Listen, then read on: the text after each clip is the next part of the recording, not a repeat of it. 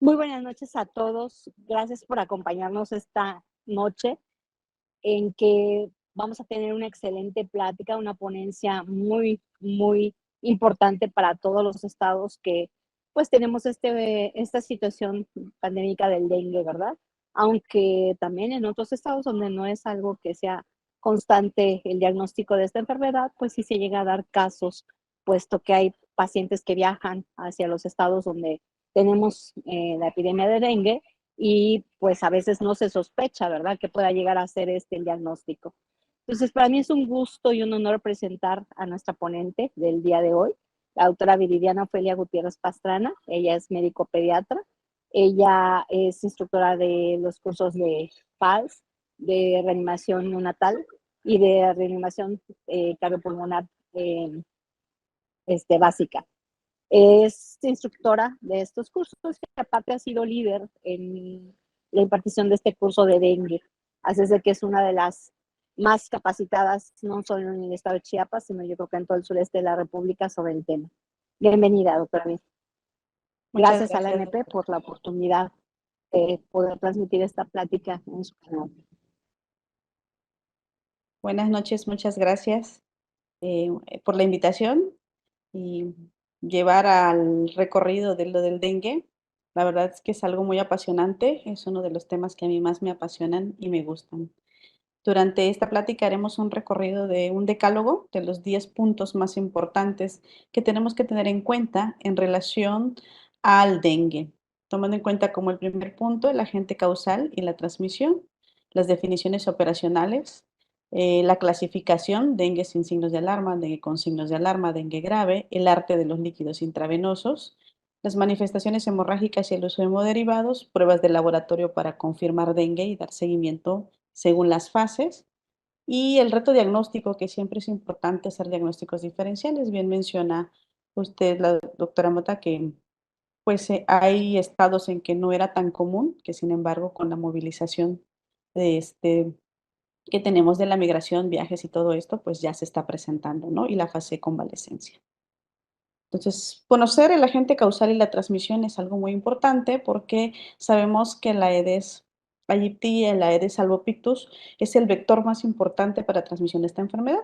Tenemos dos fases del ciclo de vida de este mosquito, que una es externa, otra es interna, en la cual va a colocar aproximadamente, tiene un mes de vida, una vez que sale precisamente de la pupa, puede llegar a tener o a colocar 1000 huevecillos durante toda su vida, durante todo ese mes. Coloca 200 posturas por cada día que coloca huevos, coloca aproximadamente 200. Tiene la sobrevivida de estos huevos aproximadamente un año en temporada de sequía para nuevamente reactivar las siguientes fases de huevo a larva una vez que regresa nuevamente la fase acuática, ¿no?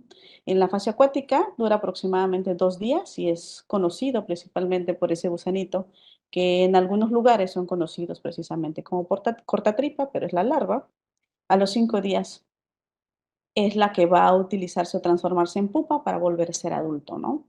Una vez que este mosquito pues puede llegar a, pues a prácticamente a cruzarse, lo es importante saber que la hembra es la hematófago. El macho es completamente alimentado por el néctar de las plantas. Varios estudios, principalmente en Nat Geo, a través de cámaras importantes como el LIDAR, que son en infrarrojo, han observado que el vuelo del zancudo, generalmente este Aedes aegypti o Aedes albopictus, se mantienen cerca precisamente de donde estamos los seres humanos y algunos mamíferos donde se puedan alimentar.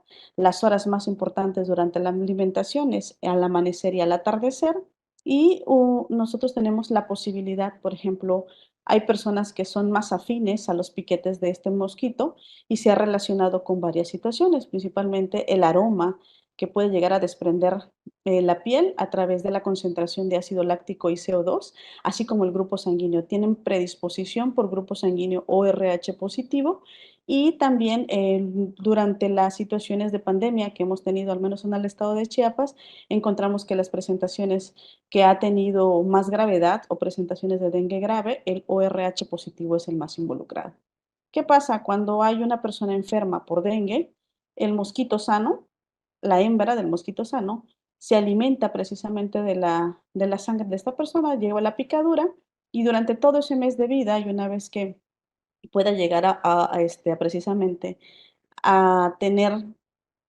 o la capacidad para reproducirse, pues va a estar alimentándose constantemente de una persona, puede ser la misma persona enferma o la persona sana, y así es el modo de transmisión precisamente de esta enfermedad, ¿no?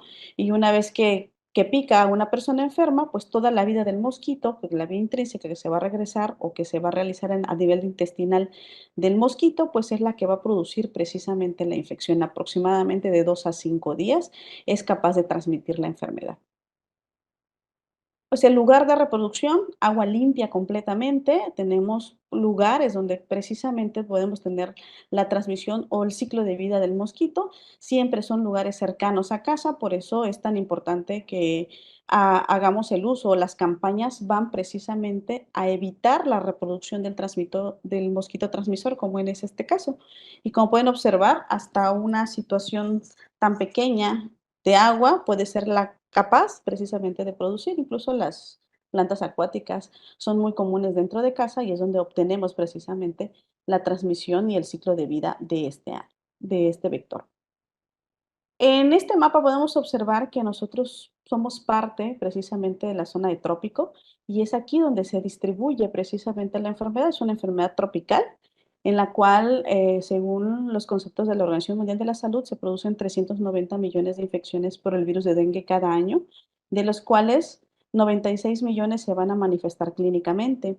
El 80% de estas infecciones generalmente van a ser asintomáticas o leves y la carga más importante se concentra precisamente en Asia.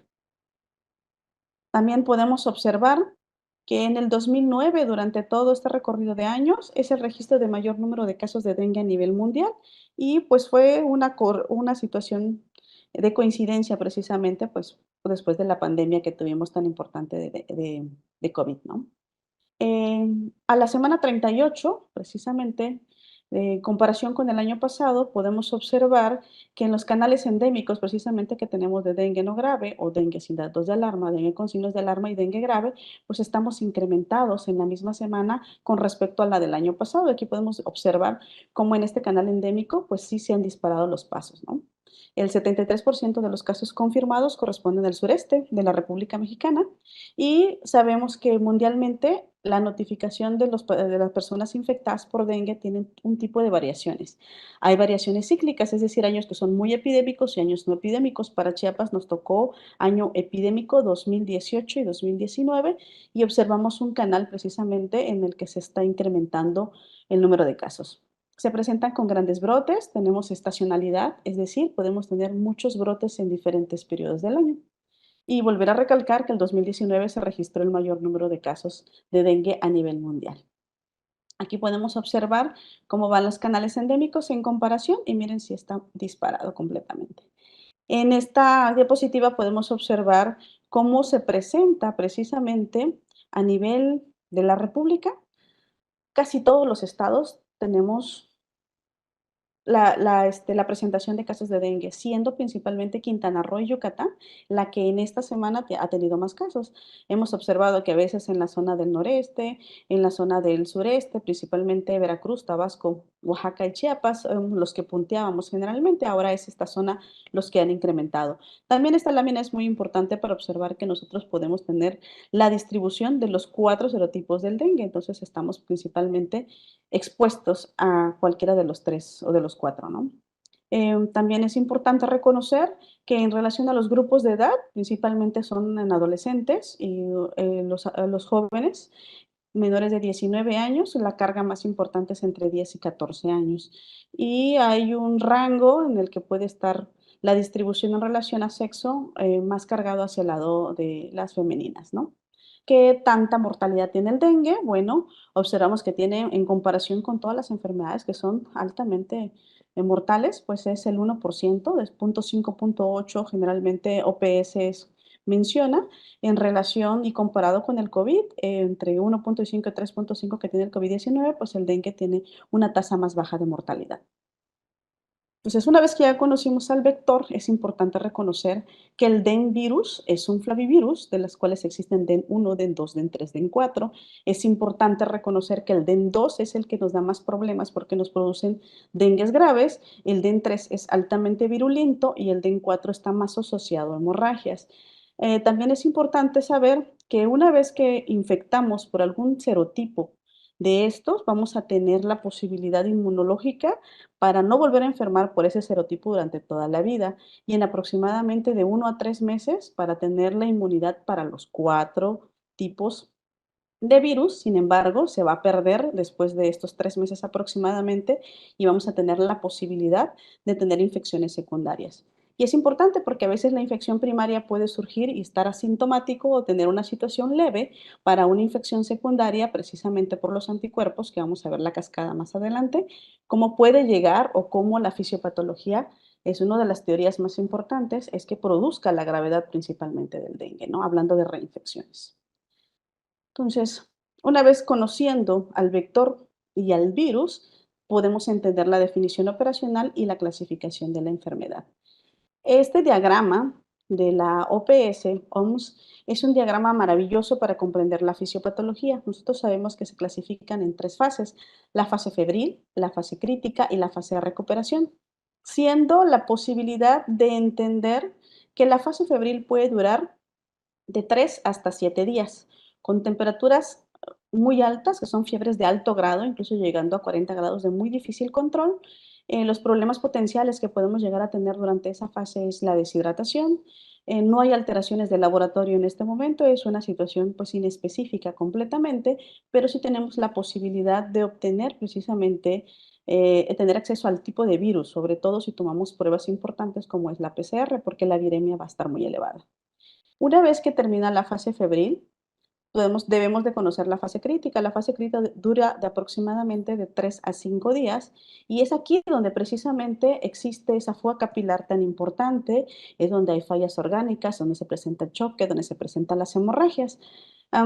Generalmente no hay como una separación de días para decir 3 días tuve fase febril y ahora voy a iniciar la fase crítica. A veces generalmente siempre van traslapadas porque recordemos que hay enfermos, no enfermedades, y lo que nos marca para nosotros como alarma precisamente para el inicio de la fase crítica es la defervescencia de la fiebre. Es decir, si tenía 40 grados de temperatura y ahorita tiene 38 grados de temperatura, puede ser el inicio importante que nos está dando la alerta que estamos iniciando la fase crítica. Durante la fase de recuperación, en estas situaciones ya no va a haber fiebre, se van a reabsorber los líquidos, esa fuga capilar va a tener la resolución. También es importante que recordemos que durante la fase crítica hay hemoconcentración y descenso de plaquetas. Para la fase de recuperación vamos a tener el ascenso gradual de las plaquetas con disminución del hematocrito.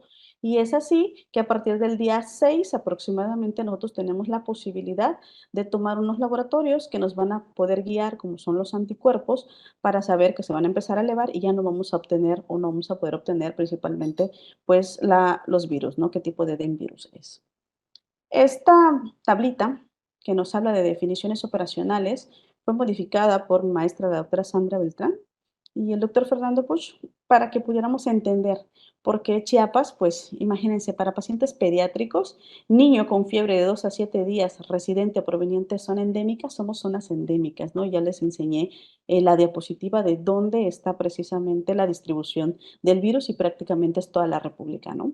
Pues, la definición operacional son personas que vivan o viajen en los últimos 14 días a zona endémica, que presenten fiebre de 2 a 7 días, más dos de los siguientes, que puedan tener náusea o vómito, exantema, cefalea con dolor retroorbitario, mialgias, artralgias, petequias. Para los pacientes adolescentes y adultos, si tomamos prueba de torniquete, para pediatría no la tomamos, leucopenia, y tomando en cuenta que una fiebre sin foco en sí, en un niño pequeño puede estar relacionado o podemos estar definiendo precisamente la sospecha tan importante para dengue sin datos de alarma. Una vez que nosotros iniciamos a fase crítica, podemos encontrar la evolución, que son dengue con signos de alarma. Es todo paciente que tiene dengue con defervescencia o caída de la fiebre, más uno de los siguientes: dolor abdominal intenso, que es el que más presentación tiene, vómitos persistentes, acumulación de líquidos, ascitis, derrame pleural, derrame pericárdico que no manifiestan sintomatología tan importante, sangrado de mucosas, epistaxis, gingivorragia generalmente, letargo e irritabilidad para paciente pediátrico, sobre todo para los menores de 1 año. Hipotensión postural es más asociado a adolescentes y adultos, están acostados, se levantan y sienten que se marean. Hepatomegalia, más de 2 centímetros, pues sabemos que palpar un hígado más de 2 centímetros después de los 6 años, pues prácticamente está en contra de todas las leyes que generalmente podemos observar en pediatría, ¿no? Y el aumento progresivo de hematocritos si contamos con un laboratorio. Y estar alerta sobre todo a la presentación de gravedad del dengue, que hay 3 manifestaciones muy importantes por definición. Choque o extravasación grave con dificultad respiratoria, pulso débil o indetectable, taquicardia, extremidades frías, llenado capilar, presión de pulso menor de 20 milímetros de mercurio, o que esta extravasación grave que ya habíamos observado durante los datos de signos de alarma, como son ascitis, derrame pleural, derrame pericárdico, me presenten sintomatología, en este caso dificultad respiratoria.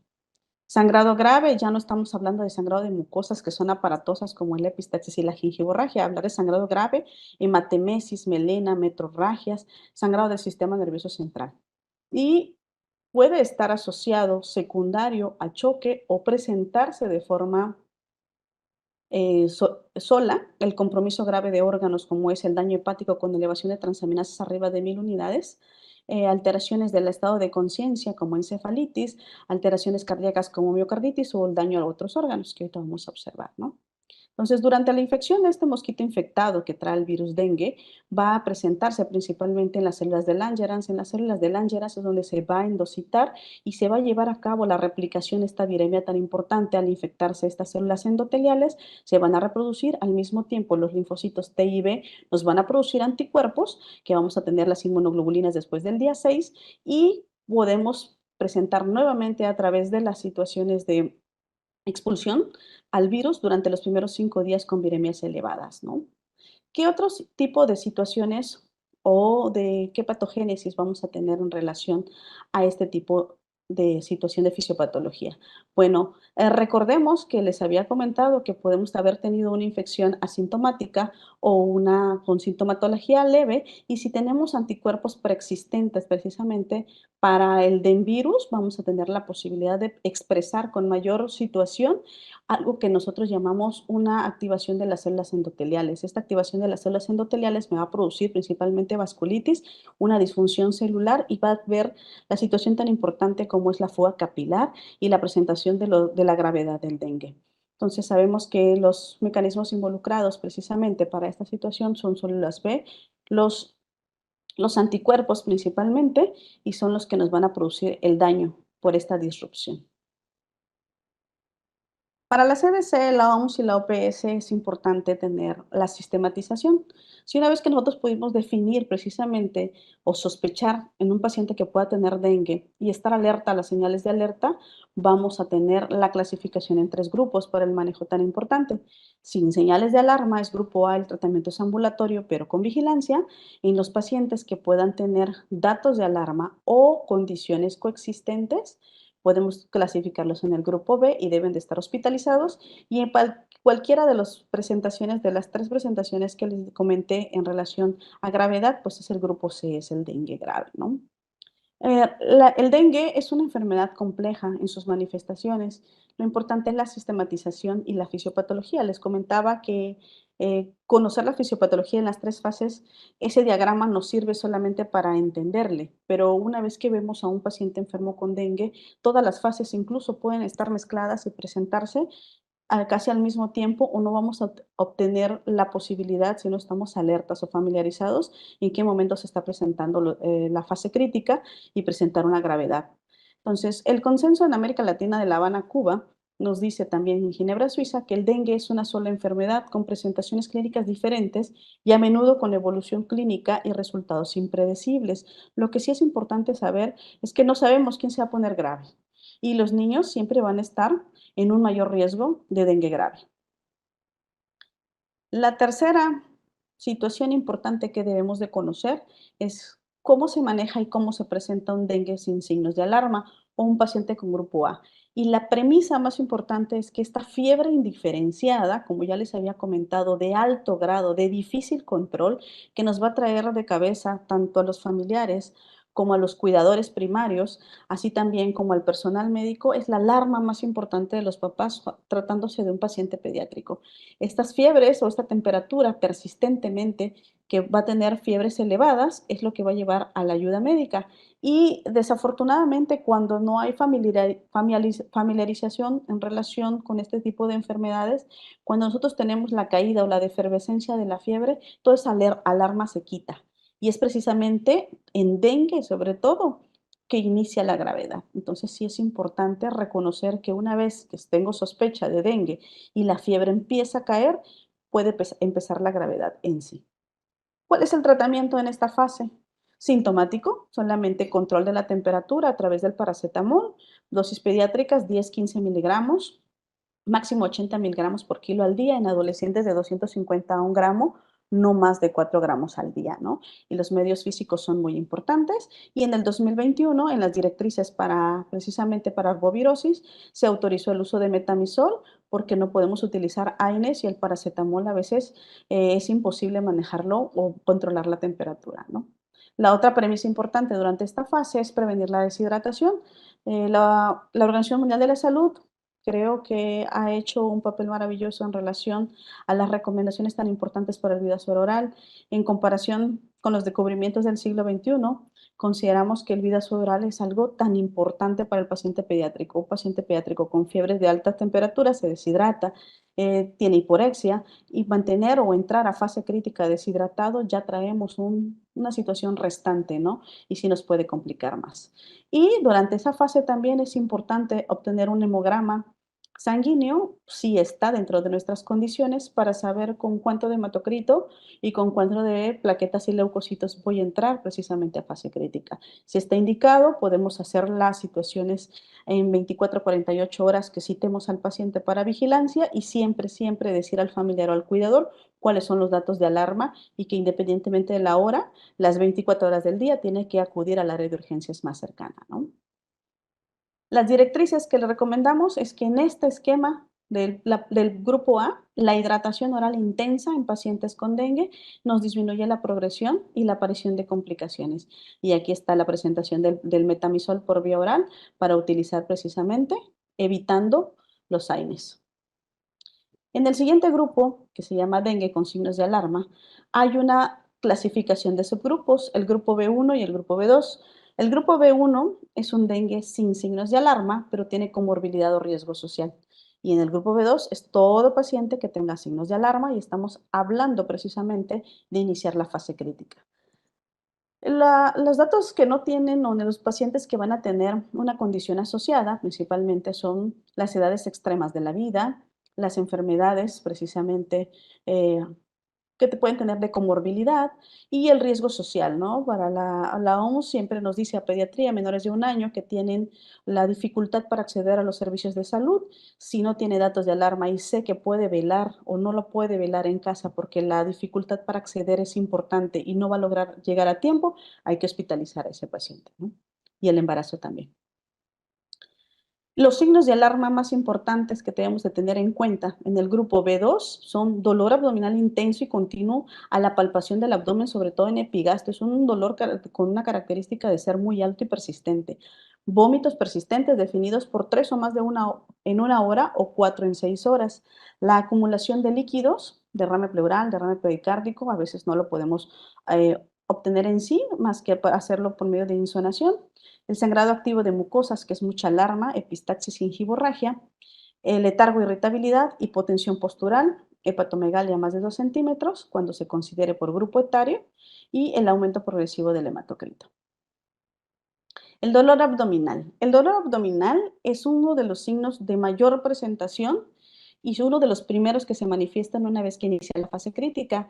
La verdad es que es algo muy complejo porque incluso llega a ser tan intenso que dejamos al paciente en ayuno pensando que tiene un abdomen agudo, ¿no?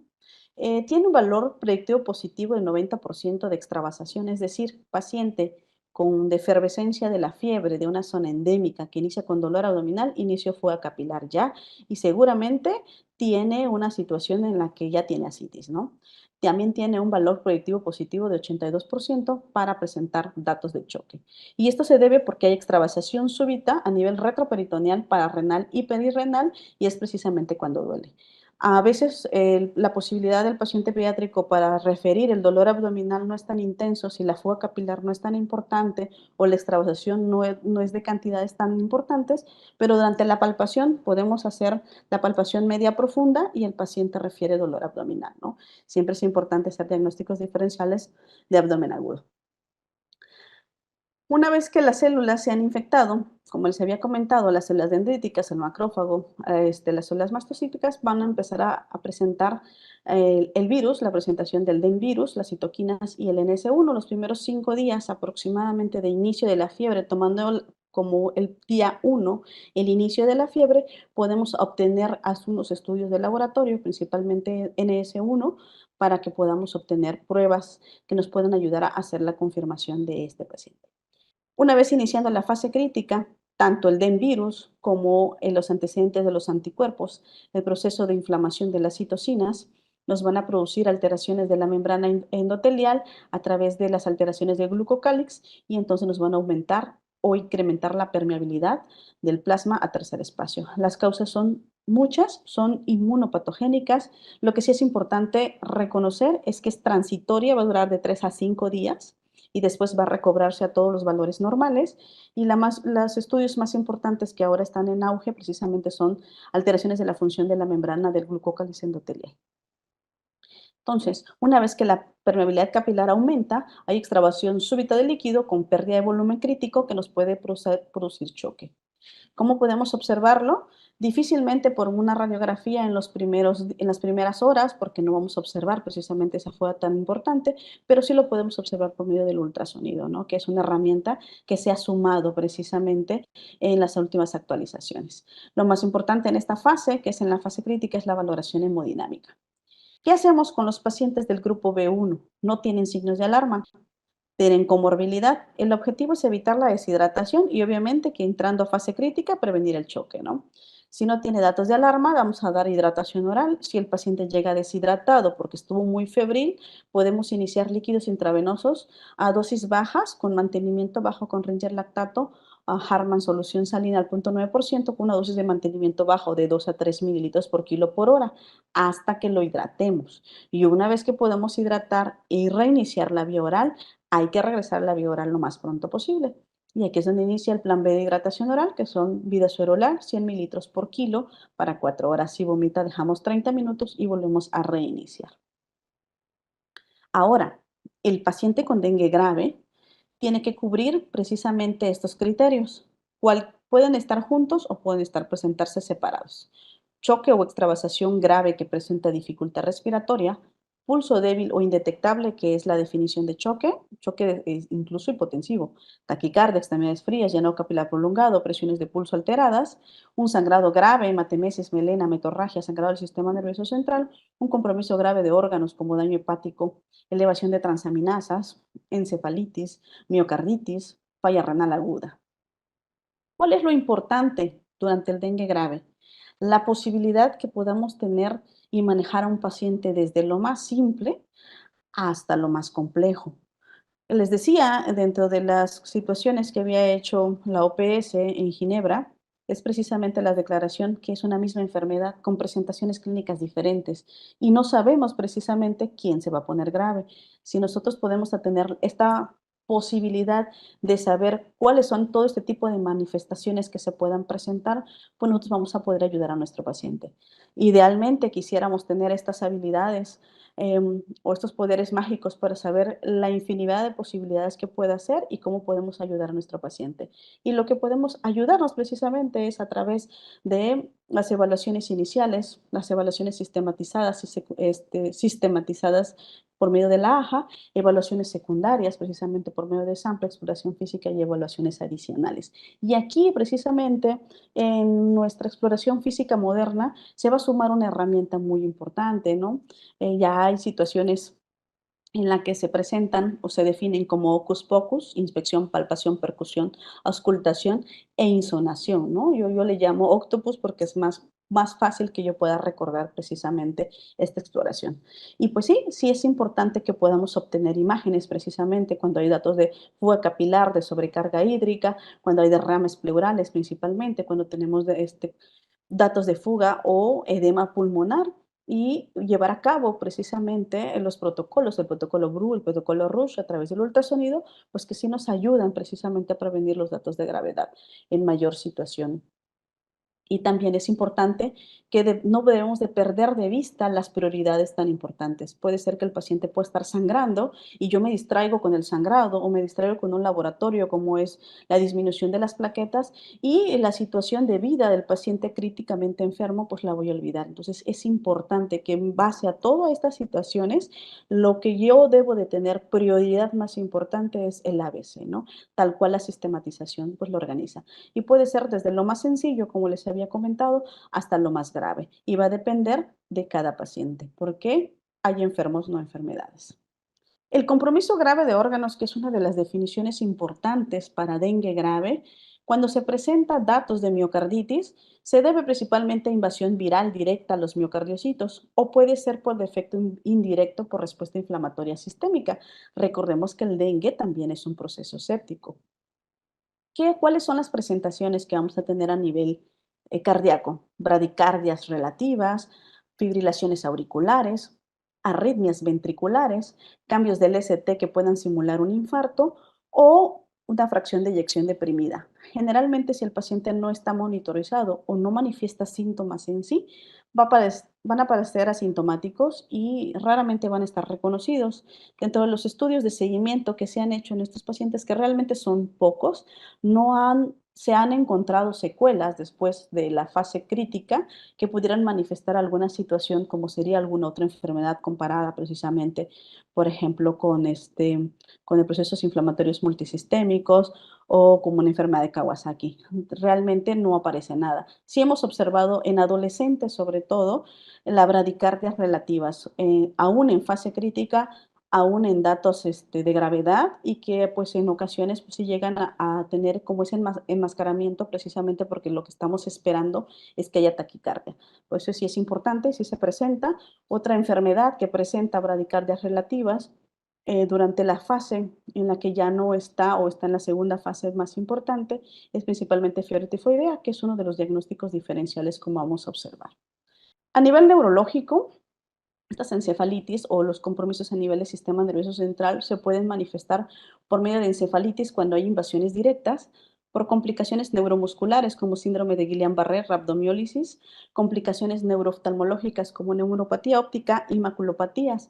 Y realmente el tratamiento es sintomático, antipiréticos, hidratación y si requiere porque hay crisis convulsivas o hay un estatus epiléptico, pues el manejo de la vía aérea, si hay deterioro de la escala de coma de Glasgow, como les decía, es prioridad y nos basamos en guías. Si llegamos a presentar situaciones con enfermedades inmunomediadas, como mielitis o síndrome de Guillain-Barré, el tratamiento va a ser el estándar que todos conocemos, que es por medio de inmunoglobulina o por medio de esteroide para la situación de la afección precisamente cuando sospechamos de enfermedades inmunomediadas por el virus.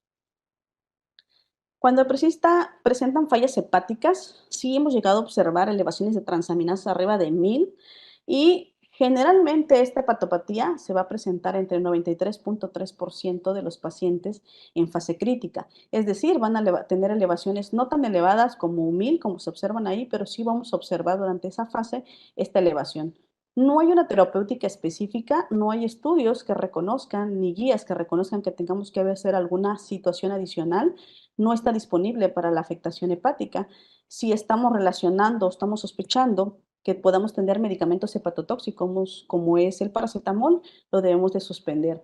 Lo que sí observamos es que una vez que terminó la fase crítica, la función hepática se normaliza durante la fase de recuperación y que durante la fase de recuperación no hay efectos a largo plazo de hepatopatías que vayan a tener situaciones de gravedad o alteraciones del hígado como tal.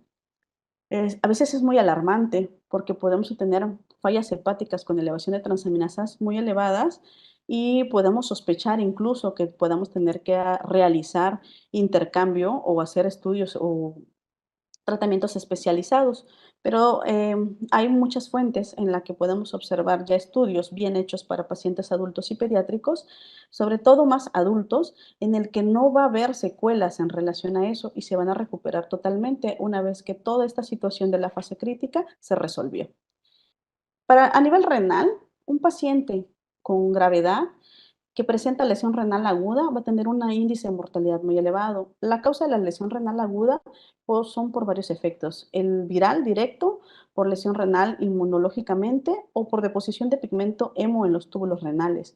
Y lo que sí es importante y es más característico es que encontramos lesiones renales agudas por hipoperfusión renal y por alteraciones de la hemodinamia. Entonces, a veces el paciente lo que le hace falta es líquido, está chocado por la fuga tan importante y es lo que condiciona y perpetúa esta falla renal. A nivel hematológico, hay una complicación rara, pero si se presenta es fatal, es el síndrome hemofagocítico y vamos a sospecharlo con los criterios que ya conocemos, fiebre persistente, citopenias, aminotransferasas hepáticas y ferritina marcadamente elevadas y que el paciente pues tiende a la gravedad. A nivel circulatorio, pues nosotros vamos a obtener, como ya les había explicado en la fisiopatología tan importante, alteraciones de la permeabilidad tan importante. La fisiopatología en el equilibrio más importante de mantener los líquidos a nivel intravascular se deben a varias causas, ¿no? Presión hidrostática, presión coloidosmótica, tenemos situaciones de absorción y filtración que son estrictamente organizadas y que nos mantienen en homeostasis. Para el paciente pediátrico tiene la posibilidad de mantener una situación de evitar el choque tan marcado y potensivo, sobre todo al tener situaciones que nos van a manifestar o ayudar precisamente para mantener esta homeostasis, porque tiene esta situación cardiovascular que es un poquito más elástica y requiere también o tolera más líquidos. Y a veces nosotros en el tolerar en esos líquidos, en abusar precisamente de esta situación tan noble del paciente pediátrico, llegamos a perpetuar esa fuga tan importante y asociamos con líquidos elevados que elevan la mortalidad. Entonces, sí, el paciente pediátrico tiene la posibilidad de que sus reservas sistémicas sean o se lleven a cabo y mantengan o eviten el choque hipotensivo un tiempo, pero en el punto de no retorno es precisamente donde nosotros pues, podemos llegar a patinar y muy importante. Entonces, la semaforización de la evaluación hemodinámica es sumamente importante. Eh, Tenemos variables clínicas que para nosotros nos ayudan mucho porque no siempre podemos llegar a tener un monitor en todas las salas o en todas las unidades, no podemos tener los manguitos adecuados para estar midiendo las tensiones arteriales para cada grupo etario y para complexión precisamente cada paciente. Entonces, pues es importante reconocer cuando el paciente tiene una circulación estable, cuando tiene un choque compensado, en cuanto está entrando a un choque hipotensivo y estas situaciones clínicas pues son descritas principalmente para ayuda para nosotros en el paciente pediátrico. Una vez que el paciente ya entró a la fase de no retorno, esta hipotensión, esta taquicardia o bradicardia del shock tardío y esta oligoanuria, pues prácticamente va a ser muy difícil de controlar, ¿no? Por eso es tan importante dentro de nuestra situación valorar esta perfusión, hacerlo un hábito. Nuestra prioridad más importante es eso, sistematizar ABC, evaluación inicial, evaluación primaria y evaluación secundaria. Recordemos que dentro de las tres esferas del choque, un paciente pediátrico taquicárdico sin fiebre y sin dolor es la primera manifestación de choque. También si tenemos alteraciones neurológicas, es importante porque ya la perfusión está alterada. Si tenemos oliguria o anuria, ya tenemos la segunda esfera del choque alterado. Y la parte importante clínica que a veces la dejamos o la olvidamos, a veces no destapamos a los pacientes y tenemos un paciente con un trazo de taquicardia y tenemos este llenado capilar prolongado, tenemos extremidades frías, tenemos extremidades húmedas, tenemos cutis marmorata, y entonces el paciente está realmente grave. El choque del dengue, a diferencia del choque bacteriano, va a estar relacionado principalmente por hipovolemia. Cuando hay fuga de plasma, las resistencias vasculares van a estar disminuidas. Y una vez que nosotros iniciamos en la terapia hídrica por la reanimación, la presión diastólica va a aumentar y va a aumentar la contractilidad miocárdica y es posible por recuperarlo con líquidos elevados. Por eso, dentro de las guías, el manejo de líquidos es muy alto, principalmente, sobre todo al principio. Lo más importante es mantener la prioridad para mantener la estabilización hemodinámica, para que podamos obtener precisamente y salir precisamente del área de choque, ¿no?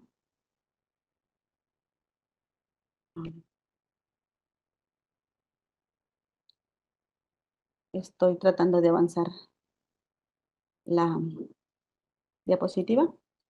Un segundo.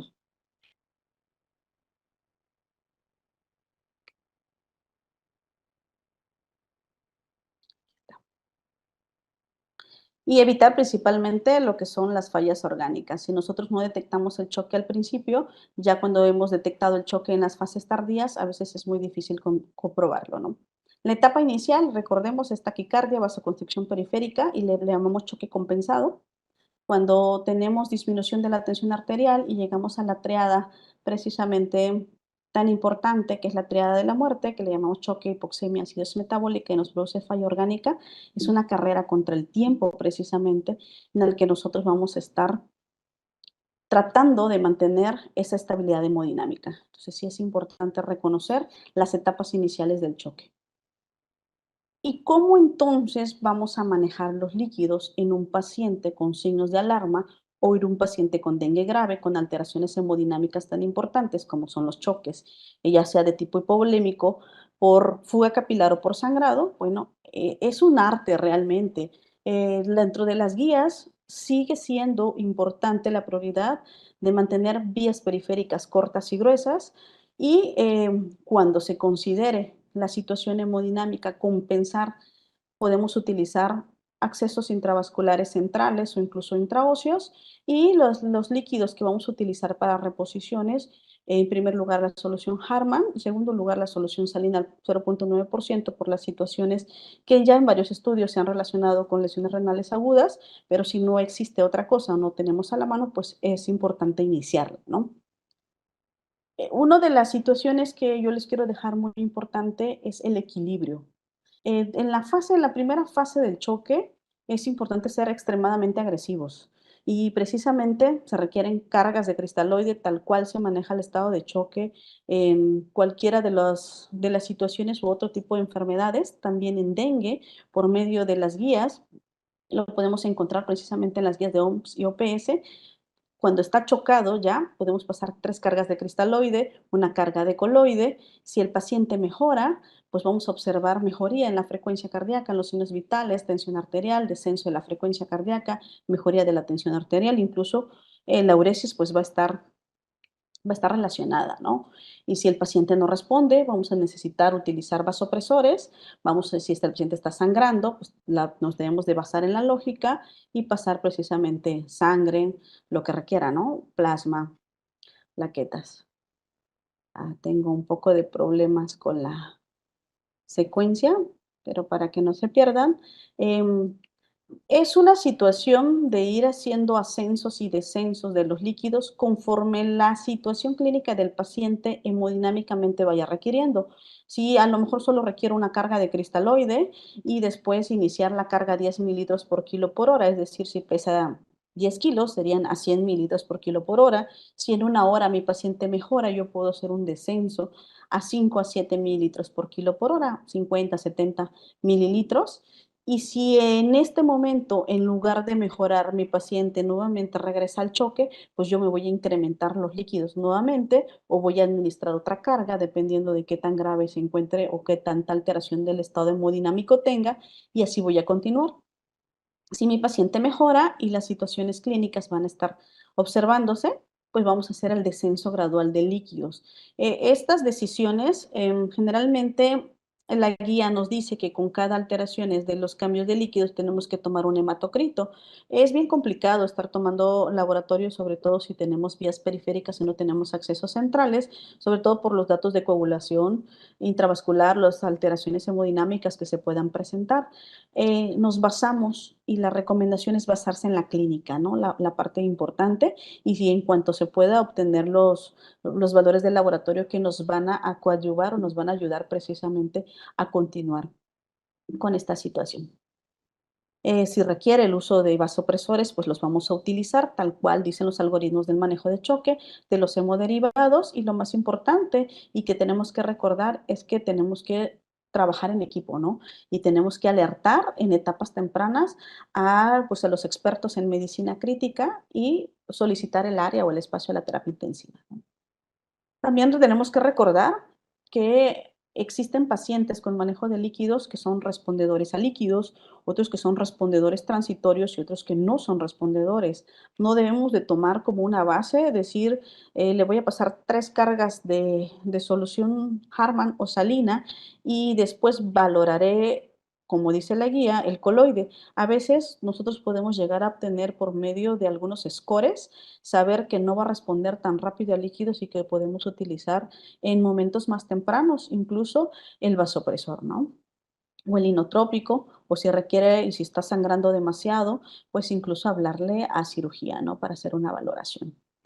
Recordemos también que la primera hora de administración de líquidos cristaloides, solo el 20% del volumen infundido va a permanecer en el espacio intravascular. Y si sabemos que en la fase crítica tenemos esa fuga capilar tan importante, pues ese líquido que estamos pasando por cargas, pues se va a fugar. Em, Llevamos un poco de diferencia en relación a los pacientes adultos, porque ellos tienen muchos estudios en la que podemos estar utilizando y valorando precisamente los líquidos, el manejo hemodinámico, con situaciones para monitorizar de forma extrínseca y monitorizaciones invasivas. Nosotros los pediatras tenemos un poco de atraso. Yo a veces les digo hacemos algún comentario. Mi esposo es especialista en pacientes críticos en adultos y me dice, es que les llevamos años luz, ¿no? Y sí, realmente poder hacer un estudio tan importante en el que podamos incluir paciente pediátrico, pues éticamente es un poco más complicado, pero ya hay esos estudios y hay estudios precisamente de ampliación de fluido en la que nosotros los pediatras tenemos un entusiasmo muy importante por la resucitación agresiva y mantenida, que no está mal. El problema es que no sabemos cuándo parar. Esta reanimación excesiva de líquidos de resucitación va a incrementar la mortalidad y ustedes saben que con las actualizaciones de la AJA en los últimos 5 años, pues las cargas de cristaloides en las primeras cargas del manejo de choque ya viene a moderarse, ¿no? De 5 a 10, cuando antes utilizábamos a 20 o de 10 a 20, dependiendo cada paciente, es individualizado. Aquí hay una tabla comparativa en la que administramos bolos o cargas a 20 mililitros por kilo, rápidas y lentas, ¿no? Y cómo en un paciente intubado puede incrementar precisamente esta situación hacia perpetuar la fuga capilar tan importante y incrementar la mortalidad, ¿no? Aquí podemos observar ya en las primeras fases de los estudios de la terapia que vamos a ver más a ratito, en la que vamos a hacer un esquema cuando vamos a tener balances hídricos muy positivos, ¿no? Es importante que nosotros estemos haciendo balances importantes o balances diarios o incluso por turnos de cuánto líquido está. Igual que en un paciente quemado, realmente las metas para el manejo de líquidos, una muy importante es el manejo de la uresis. En pacientes con dengue tenemos uresis muy altas porque mantenemos líquidos muy elevados. Entonces es importante recordar estas premisas para evitar precisamente este tipo de situaciones. Aquí que quise tocar muy estrictamente estas situaciones porque muchos estamos acostumbrados que un paciente que queda en ayuno le dejamos líquidos y le dejamos líquidos intravenosos altos. Cuando tenemos pacientes con dengue, con datos de alarma y dengue graves, es común mantener líquidos de requerimiento más líquidos de reposición y a veces terminan siendo elevados, tan elevados que mantenemos uresis de 6, 8, 10 mililitros por kilo por hora. Y a veces nos espantamos por los balances de 10 litros o de 15 litros que podemos observar en 24 horas. Es individualizar, es un hábito que nosotros tenemos que hacer. Tenemos pacientes que requieren líquidos de requerimiento, sobre todo cuando tienen alteraciones hidroelectrolíticas, cuando sabemos que va a consumir glucosa, cuando no tienen la capacidad precisamente de reserva de glucógeno, los pacientes extremos, niños menores de 1 año, niños infectados. Pero no nos debemos de hacer un hábito o una guía que estrictamente diga, lo dejo en ayuno, le dejo líquidos intravenosos de base más líquidos de reposición y les dejo líquidos de base en 1800, pues para que orine y los líquidos de reposición los voy a ir quitando conforme se vaya recuperando, ¿no? Entonces, el hábito más importante es eso, sentarme constantemente para valorar y revisar qué tanto de líquido le estoy poniendo a mi paciente, o si le pasé una carga o le aumenté los líquidos a 10 mililitros por kilo por hora, no esperar un turno, no esperar 8 horas, 12 horas para ver cómo quedaron los líquidos y encuentro al paciente al día siguiente o al después de 4 a 8 horas con edema generalizado. Ya no sé si el edema es por fuga o es porque yo me estoy pasando de líquido, ¿no? Entonces, ¿qué tenemos que hacer? Tenemos que ser certeros y esto certero significa tener otra situación importante. Cuando definimos oliguria, tenemos que tener en claro en qué parte de la hemodinamia está mi paciente, porque a veces lo que utilizamos o lo que comúnmente hacemos más fácil es relacionar la oliguria y dar un tratamiento con reto de diurético, en este caso, pues el furosemide, ¿no? Y no siempre es una regla. Tenemos que recordar también que dentro de las situaciones importantes de la uresis, los gastos urinarios en pacientes pediátricos menores de 2 años es en 2 mililitros por kilo por hora, pacientes por arriba de 2, en menos de 40 kilos es de 1 mililitro por kilo por hora y pues en un paciente adulto 0,5 mililitros por kilo por hora, ¿no? En adolescente arriba de 40 kilos también. Entonces, no esperemos que un adolescente esté orinando 2 mililitros por kilo por hora. Cuando utilizamos líquidos de reposiciones altos, la uresis va a incrementar y es uno de los parámetros en el que nosotros podemos decir, oye, me estoy pasando, este es mi límite, ¿no? Y tener en cuenta que el paciente está oligúrico es revisar precisamente cuál es la situación hemodinámica en la que me encuentro. Si estoy en fase crítica, pues seguramente estoy fugando, ¿no? Y esta fuga capilar me va a producir la extravasación de líquidos y va a tener perpetuación al estado hemodinámico. ¿Y será que porque mi paciente está chocado, mi paciente no orina? Y si de por sí se fuga todo el líquido que le estoy dando y le estoy pasando cargas y se va a permanecer solamente el 20% en el espacio intravascular, si yo le pongo diurético, pues entonces lo voy a perpetuar más. Entonces, la prioridad es mantener la perfusión adecuada por medio de la terapia hídrica y en equilibrio. Es una de las prioridades. Recordemos que las fórmulas siguen solo como una guía aproximada y que las guías también solo van a ser para eso, guías. ¿Funcionan? Claro que sí, pero tenemos que individualizar. Los parámetros fisiológicos, la uresis y la evaluación médica van a determinar realmente la reanimación. Y si podemos tener el acompañamiento de la clínica con nuestra sistematización, recordando las esferas del choque a través de la perfusión y hacerlo un hábito, pues esto va a ser de forma un éxito, ¿no? Y la clínica siempre va a mandar. Entonces vamos a hacer la prioridad nuestro estado hemodinámico. La otra parte certera que nosotros tenemos que tener en el arte del manejo de líquidos son las premisas de las 4. Las 4Ds. Desde hace un par de años, nosotros hemos estado evaluando que también los líquidos es una droga y también tiene que entrar dentro de las evaluaciones de todos los días. ¿Qué droga es? O sea, si tiene líquidos, a qué dosis está, cuánto tiempo tiene, si todavía lo requiere o ya hay que desescalar. La segunda premisa del manejo de líquidos son las indicaciones de la terapia líquida intravenosa, es decir, todavía lo requiere porque tenemos cuándo vamos a utilizarla para reanimación, para mantenimiento, para reemplazo y también para nutrición. La tercera premisa de las 4 preguntas de la terapia hídrica: ¿cuándo iniciar la terapia hídrica? ¿Cuándo detener la terapia hídrica intravenosa? ¿Cuándo vamos a iniciar la desresucitación? ¿Y cuándo vamos a detener esta desresucitación? Entonces es bien importante. ¿Por qué? Para Malbrain, que es especialista, nefrólogo intensivista de adultos y que este sí es un estudio de adultos que ya ha sido utilizado también para paciente pediátrico. Ya les presenté 2 de los artículos muy importante de las investigaciones que se hicieron en relación a esta base.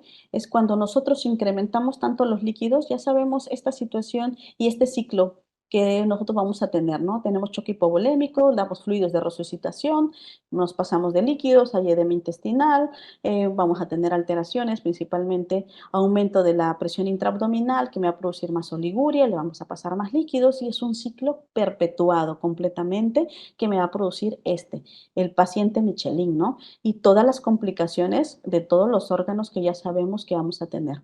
Entonces, lo más importante es el equilibrio. Recordemos que las reanimaciones hídricas deben ser guiadas por metas y tenemos que individualizar y para eso está este esquema, precisamente el esquema ROSE de resucitación, de optimización, de estabilización y de evacuación. A veces vamos a jugar con los pacientes para saber de qué lado estamos y por eso es tan importante que el paciente pues esté estrictamente vigilado y no hay mejor vigilancia que la que nosotros podamos realizar, ¿no?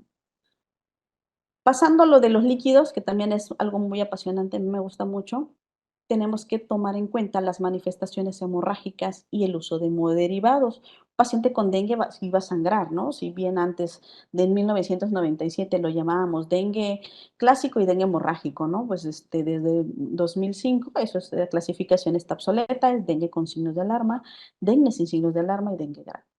Las manifestaciones hemorrágicas son multicausales vasculares, por trombocitopenia, por coagulación o alteraciones de la coagulación, inmunológicas y por el uso de AINES.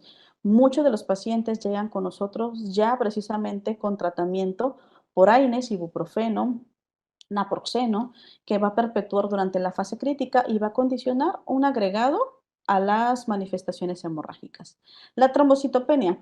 El descenso de plaquetas puede estar relacionado principalmente por las citoquinas, que es lo que les había enseñado en el algoritmo, y podemos presentar que las plaquetas van a morir por apoptosis de forma acelerada, cuando todavía no les tocaba, ¿no?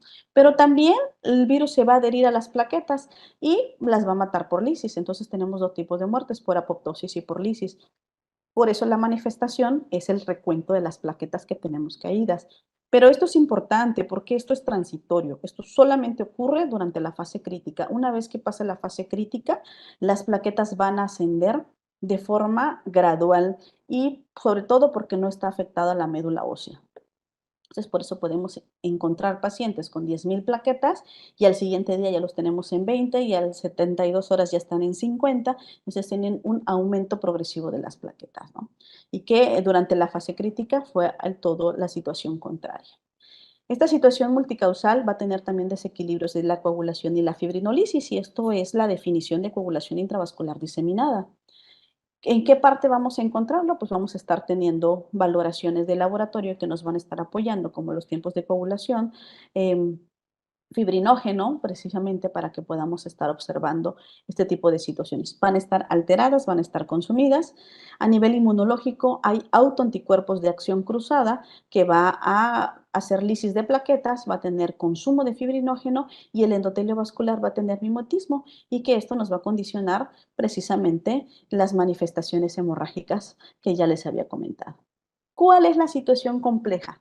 Que nosotros ya tenemos protocolos para hacer transfusiones y tenemos protocolos y cuando vemos pacientes con descensos de plaquetas por debajo de 50,000, nuestra cabeza ya tiene activado ese chip que dice, tengo que empezar a cruzar plaquetas, aféresis plaquetaria, porque este paciente requiere plaquetas y cuando tenemos descensos de plaquetas, incluso hasta 20,000, ya estamos transfundiendo plaquetas. Eso es un error complicado, es una situación que ha sido difícil de quitar precisamente porque nosotros estamos acostumbrados a estas guías, ¿no? Para dengue es un distractor muy importante las plaquetas y les voy a explicar por qué. Hemos tenido pacientes con 50,000, 80,000 de plaquetas y están gravemente enfermos. Tenemos pacientes sangrando con hematemesis, intubados, con una coagulación intravascular diseminada tremenda que no es posible parar precisamente ese sangrado, ¿no? Y tenemos pacientes que tienen plaquetas de 5,000, de 2,000 y están neurológicamente íntegros, hemodinámicamente estables y están comiendo. Entonces es importante que no nos debemos de dejar guiar con la cantidad de plaquetas para tomar decisiones. Las situaciones van más allá y vamos a observar por qué. La transfusión profiláctica de plaquetas, como les decía, que estamos acostumbrados precisamente a las guías, pues parece ser lógica. Sin embargo, ya hay muchos estudios en la que hemos observado que el riesgo de sangrado en el dengue no está relacionado con la gravedad de la trombocitopenia. Es decir, aunque tenga 2,000 de plaquetas, no significa que esté más grave, como los ejemplos que yo ya les había comentado, ¿no? hay investigaciones adicionales en la que las transfusiones de plaquetas profilácticas no ayudan, no tienen un beneficio comprobado en el tratamiento de plaquetas, sobre todo si no tiene sangrado significativo, porque hay situaciones e indicaciones específicas para transfundir plaquetas en un dengue. También hay otro tipo de transfusiones como plasma fresco congelado o incluso sangre cuando no tenemos datos evidentes ni sospecha de sangrado, no hay una transfusión preventiva en la que pueda reducir la incidencia de sangrado. El que va a sangrar con 90,000, con 110,000 plaquetas o con tiempos de coagulación en TPT de 40 o de 60. Y el que no va a sangrar, independientemente puede tener apenas una pequeña alteración y ese paciente va a sangrar. O sea, no podemos tener la posibilidad de representar, por eso les ponían la imagen precisamente de una de las películas de Marvel en la que quisiéramos saber quién realmente se va a poner grave porque no podemos cruzarle sangre, plaquetas ni plasma a todos los pacientes que lleguen, sobre todo en un brote o en una epidemia, ¿no? También se observó que aquellos que recibieron productos sanguíneos, cuando no los necesitaron, aumentaron la incidencia de edema pulmonar y la estancia hospitalaria durante 2 días. Aquí están los estudios, si ustedes quieren revisar, para que vean que realmente pues ya hay estudios en pacientes con dengue, ¿no? Aquí, por ejemplo, hay un ejemplo de un paciente con tiempos de coagulación prolongados, TPT 69.5, pero tenemos que saber cuál es el escenario. Si mi paciente no está sangrando, si hemodinámicamente está estable, si el paciente se ve con el triángulo de evaluación inicial, el paciente está bien, está platicando con mamá, está viendo la caricatura, incluso no le duele la panza y está comiendo, pues yo me voy a mantener en reserva, aunque yo tenga el cruce o listo en el momento que empiece a sangrar el paciente para transfundir. No significa que yo tenga a este paciente hemodinámicamente estable sin sangrado, con estos tiempos de coagulación, no es un criterio para transfundirle plasma. Pero si yo tengo el otro escenario en el que el paciente está hemodinámicamente inestable, con sangrados graves, pues es lo más lógico que yo tenga que transfundir a mi paciente. Entonces, la transfusión de productos sanguíneos debe realizarse solo si hay sangrado severo o sospecha clínica de sangrado severo en un paciente con hipotensión inexplicable. Y lo más importante, evitar los AINES que van a potenciar el riesgo de sangrado, pero díganme, ¿quién paciente con fiebre no se toma un ibuprofeno, una aspirina, un naproxeno en nuestra situación local de México, ¿no? En nuestro México. Entonces, las indicaciones específicas para transfundir hemoderivados, paciente con sangre o se le va a transfundir sangre, 10 mililitros por kilo, cuando hay disminución súbita del hematocrito sin mejoría clínica. Es paciente que está chocado. Y aquí tenemos que ser agresivos. Vamos a utilizar las transfusiones masivas. Ya conocemos precisamente los scores, el TASH o el ABC para la transfusión masiva. Y en este caso vamos a ser altamente agresivos. A lo mejor mi paciente tenía un hematocrito o una hemoconcentración con hematocritos altos y de repente el paciente empieza a sangrar. Obviamente el hematocrito no va a caer. Si tenía 40 de hematocrito y empieza a sangrar mucho, ya sea por hematemesis o con melena y baja de 48 a 36, es un problema, incluso con las unidades o los bancos de sangre que no nos permiten transfundir a un paciente porque ven los valores normales, pero recordemos que nosotros vemos pacientes, no vemos pruebas de laboratorio, ¿no? Entonces, ¿cuándo vamos a transfundir plaquetas? En un paciente que tenga sangrado persistente no controlado, una vez que ya controlé o intenté controlar el choque y no mejora. Y aparte que ya corregí los factores de coagulación o que va a entrar a cirugía o entró a cirugía o utilizó medicamentos como warfarina o aspirina por alguna patología previa, en ese momento sí está indicada la transfusión de plaquetas. Cuando nosotros evaluamos coagulación, la verdad es que desearíamos tener en todos los hospitales un tromboelastógrafo para poder evaluar precisamente esta situación de coagulaciones intravasculares diseminadas, pero eso es un sueño guajiro, ¿no? Entonces tenemos que evaluar la coagulación por medio del fibrinógeno, si está por debajo de 100 miligramos por decilitro y mi paciente tiene sangrado, la indicación es administrar crioprecipitados a una unidad por cada 10 kilos. Y si encontramos fibrinógeno por arriba de 100, pero los tiempos de coagulación están por arriba arriba de 1.5 veces más del valor normal, la indicación es transfundir plasma fresco congelado. Sobre todo en el escenario en el que les decía que el paciente está sangrando o que tengo sospecha de sangrado. No sé si quedó claro hasta en este momento. Para poder pasar precisamente a la otra situación, que son las pruebas de laboratorio para confirmar y dar seguimiento a la enfermedad.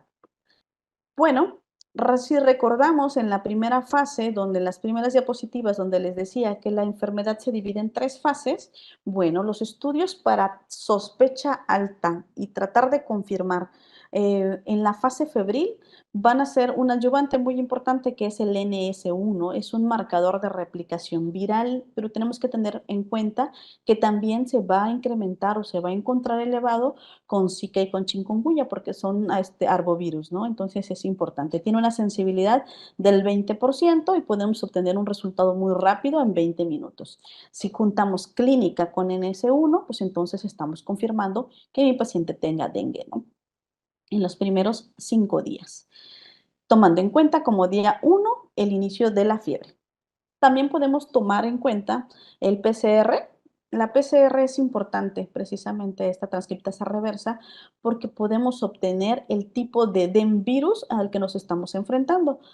Desafortunadamente, pues el precio es muy elevado en áreas privadas, pero sí las instituciones de salud pueden tener acceso, sobre todo para pacientes 100% para dengue grave y del 30% en aproximado para dengue con datos de alarma. Entonces, para determinar este genoma viral de los 4 serotipos, tiene una sensibilidad del 80 a 90% con una especificidad del 100%. Después del día 5 no está indicado tomar la prueba de PCR, solamente con situación comentada con el servicio de epidemiología para dengue grave, para tratar de determinar el genoma viral. Una vez que pasamos esa fase febril o tomando en cuenta el día 6, generalmente, lo que tenemos iniciando la fase crítica, las pruebas serológicas de confirmación o de ayuda que nos pueden facilitar el diagnóstico, la confirmación en este caso, son las pruebas serológicas como IgG e IgM, ¿no? La IgM es la que va a estar más elevada, es la primera que se eleva y luego va a tener una caída en aproximadamente por ahí del día 14 para disminuir gradualmente por aproximadamente en el día 50, a los 2 meses, pero la IgM se va a mantener incluso días, meses o años. Es importante tener siempre esta situación y no perderla de vista para cuando evaluamos a nuestros pacientes. También les tengo que recalcar que aunque la PCR o el SNS1 salga negativo, si yo tengo un paciente que cumple criterios de dengue, sobre todo en fase crítica, tengo que tratarlo como dengue.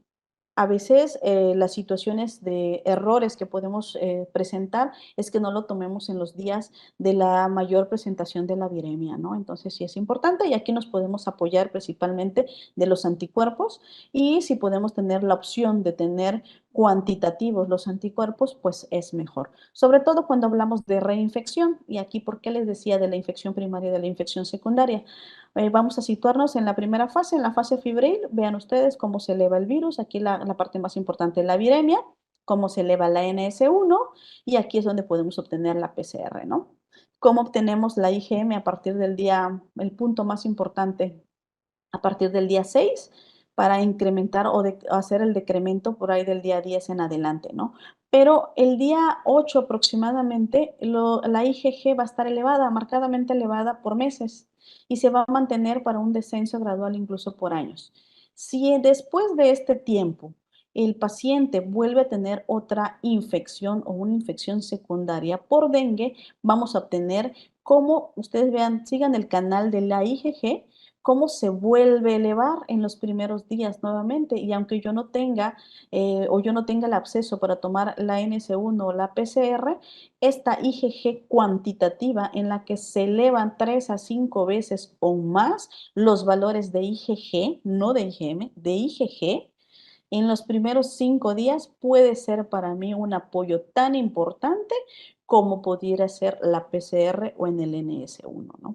Entonces, esta es una de las situaciones que al principio pues, nos pueden llegar a confundir.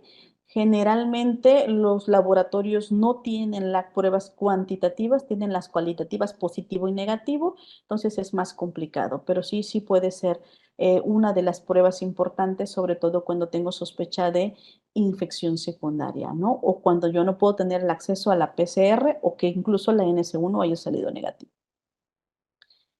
¿Qué laboratorios voy a tomar para dar seguimiento a las fases? En la fase febril puedo tomar una biometría hemática. Generalmente va a salir normal, no tengo hemoconcentración ni tengo elevación tampoco de disminución de leucocitos ni de plaquetas. Pero cuando yo empiezo la fase crítica, aunque la clínica todavía no me desarrolle datos de dolor abdominal, vómitos persistentes o no haya defervescencia de la fiebre, si yo le estoy dando seguimiento a mi paciente, voy a observar leucocitosis con hemoconcentración y caída de plaquetas que pueden ser graduales conforme los días de la fase crítica se van presentando. ¿Qué otros estudios de laboratorio en fase crítica voy a utilizar? Para corroborar, pues son los de los evitar o vigilar las fallas orgánicas múltiples como pruebas de funcionamiento hepático, pruebas de funcionamiento renal, pruebas de coagulación, que generalmente vamos a estar realizando y si tenemos que estar vigilando sobre todo los datos de trombocitopenia, ¿no? Si yo tengo la sospecha que este paciente pueda tener una enfermedad asociada, que sí se dan los casos, y que pueda tener aparte de dengue otra enfermedad en sí, yo puedo tomar incluso cultivos, tomar PCR para ver si es candidato, si está cursando con una infección asociada, iniciarle antibiótico, pero sí es importante que yo pueda obtener el hemocultivo para que yo pueda tomar decisiones más adelante, ¿no? Entonces, eso lo vamos a ver ahorita en los diagnósticos diferenciales. Lo que sí les quiero dejar bien claro es que los estudios de laboratorio no se requieren para tomar decisiones de hospitalizar a un paciente. Un paciente con sospecha de dengue en fase crítica que presente uno o más datos de alarma tiene que estar hospitalizado. Un paciente que tenga sospecha de dengue que tiene comorbilidad tiene que estar hospitalizado. Entonces yo no debo basar mis resultados de plaquetas para tomar decisiones que si hospitalizo o no a un paciente, pero sí tengo, por ejemplo, que confirmar diagnósticos diferenciales. Y esto es un reto. Actualmente el dengue en fase crítica no es el único que me produce citopenia o leucopenia con trombocitopenia. Entonces es importante que yo pueda basarme a la situación de la zona en donde estoy viviendo para hacer el diagnóstico diferencial, ¿no? Para Chiapas, nuestro diagnóstico diferencial más importante en un paciente febril es la fiebre tifoidea, sobre todo por la situación en la que nosotros somos muy ávidos de, yo creo que todo México, ¿no? De los taquitos, que la lechuguita, que el coliflor, la salsa, que si se lavan o no las manos, en la temporada de lluvia. Entonces es una situación importante. Recordemos que tiene dos fases. En la primera fase fiebres que van a ser larvadas en 1 o 2 semanas y la temperatura va a ir ascendiendo de forma gradual. Y en lugar de quitarse de 3 a 7 días o 10 días en algunos casos como el dengue, pues esta se va a mantener, ¿no? 10 días, 14 días. Y ya entrando a finales de la segunda semana, principios de la tercera semana es donde vamos a presentar las aceleraciones hematológicas, porque ya va a haber afección a nivel de la médula ósea y va a haber leucopenia, trombocitopenia, y sí tenemos también hepatopatías como hepatitis reactiva, ¿no? Pero ya eso, ya tengo de 2 a 3 semanas aproximadamente febril. Entonces eso es algo importante, hay que tomar hemocultivo, no tomamos antígenos, no nos basamos precisamente en los serotipos precisamente de la salmonela para tomar eh, decisiones, tiene que ser por medio de hemocultivo, ¿no? La leptospira, la leptospirosis, diría mi maestra, la doctora Beltrán, las latas orinan a las ratas, ¿no? Creemos que son de zonas rurales, pero sin embargo en las bodegas, pues si no existe un control adecuado, no tenemos la situación de lavar precisamente la lata, pues podemos llegar a tener esa situación. Es bimodal, es decir, va a tener fiebre, luego como que hay una fase de recuperación y luego en el transcurso de la tercera, cuarta semana pueden empezar a haber hemorragias importantes. Nos comentaban que en los hospitales o en secretarías, en las instituciones públicas generalmente pueden llegar a tener como diagnóstico diagnósticos diferenciales, si la PCR está negativa, pueden tomar las pruebas precisamente para leptospira o nosotros solicitarlas si todavía tenemos un poco de situación que no se vea claro el diagnóstico para confirmar, ¿no? También tenemos que tener en cuenta las arbovirosis, que son comunes, que en este momento no hay una presentación en sí. En Sudamérica sí está presentándose, ahorita no se ha observado como en años previos que ha habido epidemias de Zika y de chikungunya, en la que podamos observar, recordando que Zika me va a producir más conjuntivitis no purulenta, ese rash importante que va a ser muy marcado, y el chikungunya precisamente la situación de dolor en articulaciones que va a ser altamente incapacitante. Es uno de los diagnósticos y puntos claves de diferenciación. Y pues el que está de moda, ¿no? No puede faltar el COVID-19, en la que puede haber leucopenia, puede haber descenso de plaquetas, y para paciente pediátrico principalmente, que tuvimos mucho en cuenta, el proceso inflamatorio multisistémico, ¿no? Que se puede presentar con fiebre, con alteraciones precisamente de las citopenias, y que nos van a dar fallas orgánicas también, ¿no? Entonces es importante hacer los diagnósticos diferenciales y los criterios tan importantes. En relación a arbovirosis, ya les había comentado, la manifestación de chikungunya más importante es las artralgias, y para Zika es la erupción con la conjuntivitis. Ambas nos pueden dar cefalea, fiebre, mialgias, artralgias, hiporexia, pero esta es la situación que podemos aprender a diferenciar. Si tomamos NS1, las tres pueden salir positivas, ¿no? Ahora, la fase de convalecencia del dengue, el último punto. Cuando yo voy a sospechar que ya salió de la fase crítica un dengue grave, un dengue con datos de alarma, cuando pueda cumplir todos estos criterios a la vez: ausencia de fiebre por 48 horas sin haber administrado antipiréticos, mejoría del estado clínico, el niño empieza a comer, está juguetón, quiere ya irse, está inquieto, se ve con un bienestar general, buen apetito, estado hemodinámico normal, una diuresis normal o aumentada por los líquidos que mantuvimos, sin dificultad respiratoria, sin evidencia de sangrado, y recuento de plaquetas con tendencia ascendente. Y aquí también me quiero detener para decirles que no hay un parámetro de plaquetas en la que yo diga que pueda ayudarlo de alta. Es decir, no voy a esperar que tenga 50, 70, 100 o que regrese a valores normales. Si yo observo que mi paciente tiene tendencia ascendente, bajó a 20,000, al siguiente día tiene 30,000 y pasado va a tener 40,000, eso va en ascenso. El paciente puede egresarse si cumple los demás criterios sin esperar que tenga una situación de un parámetro en sí. Recordemos, las plaquetas es un distractor muy importante y a veces dejamos de observar el panorama en general, ¿no? Y que el hematocrito se mantenga estable sin administración de líquidos intravenosos. ¿Qué hacer y qué evitar en el tratamiento del dengue? Los esteroides no están indicados para el manejo de dengue. Si mi paciente tiene un choque refractario a aminas y considero en ese momento que pueda ser beneficiado con el uso de esteroide, lo estoy ocupando para el choque. Porque el riesgo del esteroide para múltiples cosas como sangrado gastrointestinal, hiperglucemia, inmunosupresión es muy alto. Entonces tenemos que individualizar. No de transfusiones de plaquetas para recuentos plaquetarios bajos. No van a disminuir el riesgo de hemorragia grave, pueden provocar sobrecarga y hospitalizaciones prolongadas. Para los lugares donde todavía se utilizan soluciones que son al punto 45, pues no administrarla, no están indicadas. De hecho, ni solución salina al punto 9%, lo ideal es Harman. No asuma que los líquidos intravenosos son necesarios, es una situación completamente importante. Poderme ser certero a en qué momento sí requiere, en qué momento me detengo, ¿no? Y eso es importante. Aquí está la bibliografía, em, la guía de atención de enfermos en las Américas, que es del 2015, y las directrices del clínicos de tratamiento del dengue, y varios de los artículos que les fui presentando durante toda la presentación. Muchas gracias. No sé si tengan dudas o preguntas.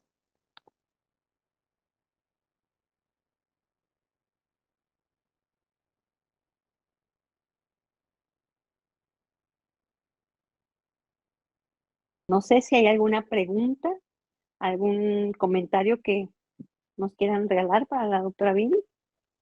Fíjate, Viri, que yo sí, híjole, la verdad es que no cabe duda que esto es así como que un arte, ¿verdad? El manejo de los líquidos y todo esto.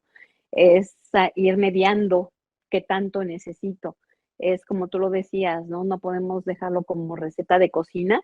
Nada más allí, ahora sí que en el momento de que eh, estamos viendo al paciente, pues tenemos también que estar constantemente revisando sus balances, cuánto orina. Decíamos, ¿no? Que la mejor PVC de los pobres es la Oresis, ¿no? Entonces, es algo que no se nos puede pasar, que tenemos que estar muy, muy pendientes hora tras hora. No es de que ya le puse el manejo y ahí vengo el día de mañana a ver qué es lo que pasó, ¿no? Qué es lo que frecuentemente sucede y por eso se complican porque se nos van del otro lado los pacientes, ¿no? Ok, déjame revisar si es que hay alguna pregunta Sí. para ti. Ok. Por Facebook nos preguntan, ¿sí?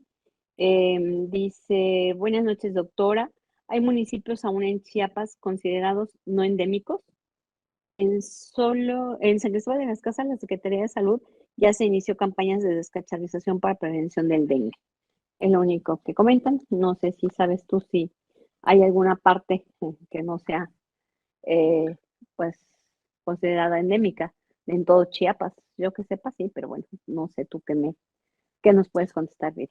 Sí, Chiapas es un estado endémico, si bien no es muy común que en zonas altas, porque el vuelo del mosquito transmisor del vector no se había observado en las altitudes, precisamente como San Cristóbal o como Ciudad de México, pues recordemos que con tantas situaciones de migración, pues ya es algo común, ¿no? Porque la gente se mueve mucho, viaja mucho. Entonces se puede llevar el virus aquí en este momento. Generalmente consideramos que en las zonas selváticas la presentación es más de paludismo, pero sí, el dengue ya tiene situaciones en la que, como vimos en la parte de la República, de la República Mexicana, prácticamente solamente en el desierto podríamos no decir que no tenemos dengue, pero Chiapas es endémico. No es muy común que en las zonas de latitudes o de altas altitudes se presente como brotes o como epidemia, pero sí es común, ¿no? Ya el mosquito se adaptó. Le estaba viendo ya varios artículos de Nat Geo y precisamente National Geographic nos dice que por medio precisamente de las situaciones de ultrasonido donde observan los radares de vuelo, ya los zancudos libremente, ¿no? Toda la zona del trópico. Entonces ya no podemos decir que no haya algún municipio, sobre todo hablando de Chiapas en relación a la pregunta, que no pueda tener dengue, ¿no? Ya en cualquier parte puede tener dengue. Gracias, Viri. Hay otra pregunta más. Dice, dado los casos asintomáticos, ¿usted sugeriría realizar serología IgG en busca de infección previa y de ser así vacunarse? La situación de la vacuna no la toqué precisamente porque se supone que para tener la posibilidad de vacunarse es que nosotros no hayamos tenido contacto con el DEN2, el dengue virus 2. Y ya vimos el estado de Chiapas, tenemos circulando los 4 serotipos. Entonces, para poder tomar pruebas de PCR y decir que no tenemos anticuerpos específicos para ese tipo de virus, pues realmente, obtener criterios para la vacunación, yo creo que es algo muy arriesgado y no podríamos hacerlo, ¿no?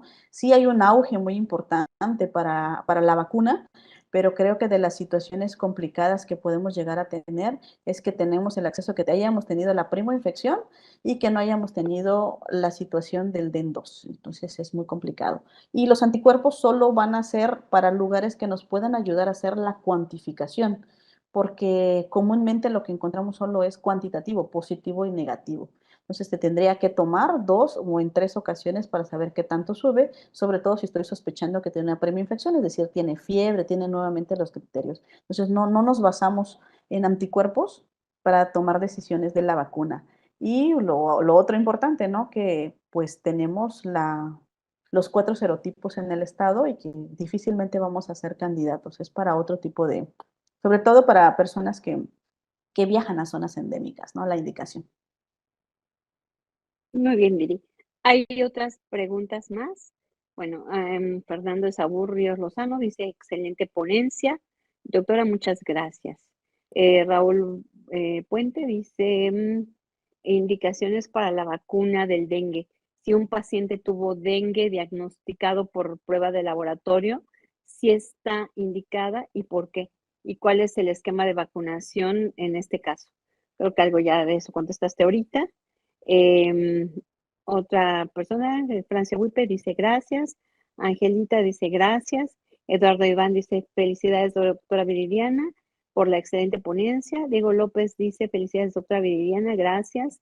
Pedro Miguel Maza dice, dado los casos asintomáticos, usted sugeriría realizar serología IgG. Creo que esta es la misma que ya habíamos comentado, ¿no? En busca de la infección previa y de ser así vacunarse. Germán Echegaray dice felicidades, excelente ponencia.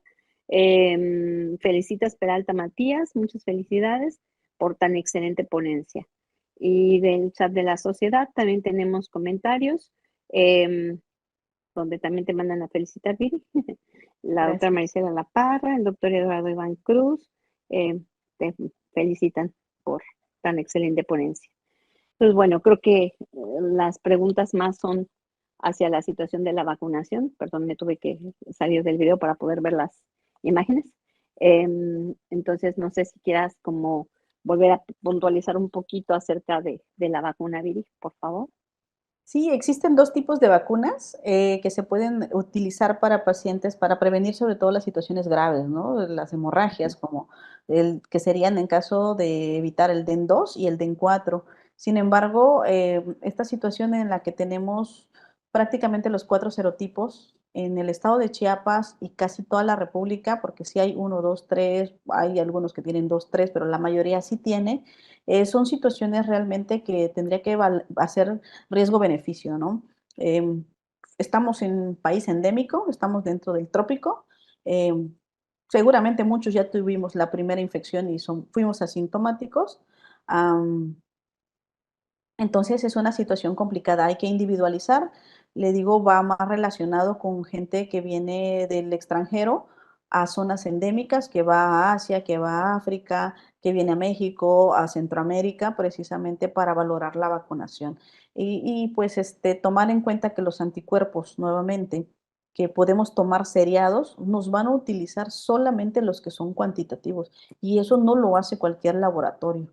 Y de hecho, yo aquí en Chiapas lo he buscado, y no hay en forma privada que se haga la cuantificación de los anticuerpos, solamente el INDRE, o se manda